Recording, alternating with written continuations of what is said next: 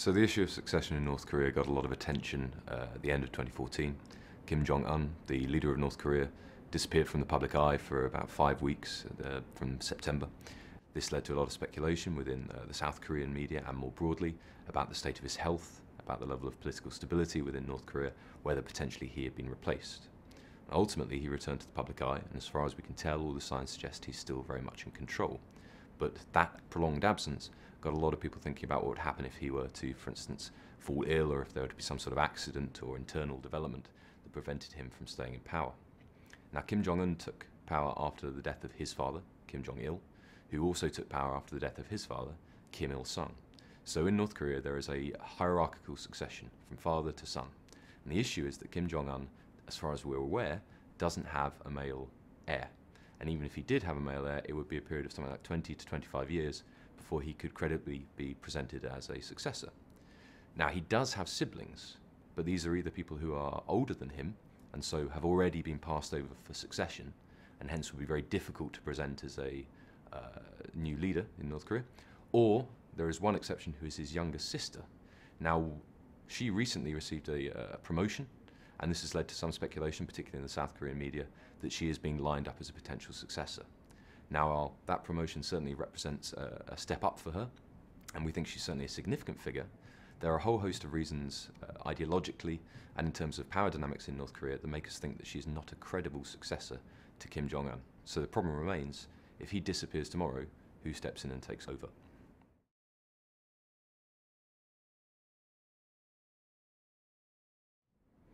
So when we think about the question of what would happen in the case of succession, I think the first thing to note is that there's no reason for us to expect that he would be rendered unable to lead tomorrow. He's a young man, he's in his late 20s, perhaps early 30s, we're not entirely sure. He has access to very expensive medical treatment, he has very strong personal security, so there's no reason for us to think that he will necessarily be heading out of power anytime soon. That said, accidents do happen, political leaders the world over face the risk of accidental death, of illness, all of these things that could potentially prevent him from exercising his power. So the question is, what would happen in that instance? Now, this would be an unprecedented transition. As we said earlier, it's always been a succession from father to son in North Korea, and this would be the first time in the country's modern political history where that was not a possible scenario. So obviously there's a lot of concern on the Korean Peninsula and amongst international observers who are wondering what would happen. Now, we think perhaps the most likely scenario is that you would see a transition under the current elite, the people who are in power around Kim Jong-un, potentially members of his family, but also powerful figures within the Workers' Party, within the military, within the structures of government, who would be very much aware that the privileges and indeed their personal security and survival are dependent on maintaining this political structure. So we think it's likely that you would see either a ruling council or perhaps a single figure from inside the leadership stepping forward, taking on that role, either potentially with a member of the Kim family, one of his siblings, as a figurehead, we don't think necessarily as a genuine holder of power, or claiming to carry on that legacy of the Kim family. It's very difficult to make an assessment about which kind of figures could take over in such a situation. Politics in Pyongyang is opaque, it's very hard to know which figures are genuinely influential and who is being promoted to support the claims of other individuals. However, there are a number of potential candidates for that regent role or the head of some sort of succession council. Wang Pyongseo, for instance, made a very strong impression when he arrived in Seoul last year, flanked by bodyguards. Now, this is a very unusual thing to see. Normally only the supreme leader would be seen with bodyguards, and this was taken by some to be an indication of his increased status. And again, that could all be show, that could all be for external consumption, but he is a potential candidate for that kind of successor or regent role.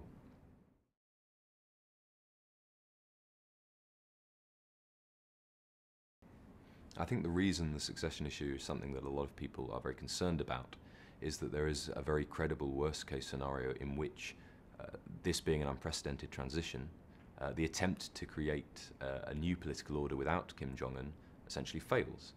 We see a breakdown in the internal stability of the state, and this could potentially escalate into an internal conflict. Now, this is a worry because North Korea is a nuclear-armed state. There are nuclear energy facilities, the security of which would be a concern. North Korea has a standing army of 1 million men. It has special forces who are specifically trained to go and target urban areas in South Korea. Its artillery capable of striking Seoul, the capital of South Korea. So the stakes are very high. And if there were to be a failed power transition within North Korea, if you saw that kind of internal competition, I think there would be genuine concern from South Korea, from the US, and from China about where those nuclear weapons are, where chemical and biological weapons are, the potential for them to fall into the hands of non-state armed groups or actors who might attempt to use those weapons. So it's a genuine concern for a lot of people. I think the risk of spillover would be greatest for China. The border with South Korea is heavily militarized. The demilitarized zone is one of the most entrenched, heavily defended borders in the world. In comparison, the border with China is comparatively open.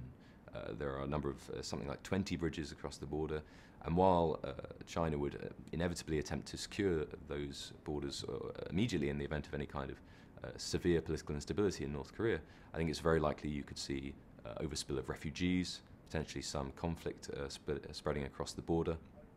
And also, even the closure of the border would have an impact on Chinese border towns that are dependent upon trade with North Korea.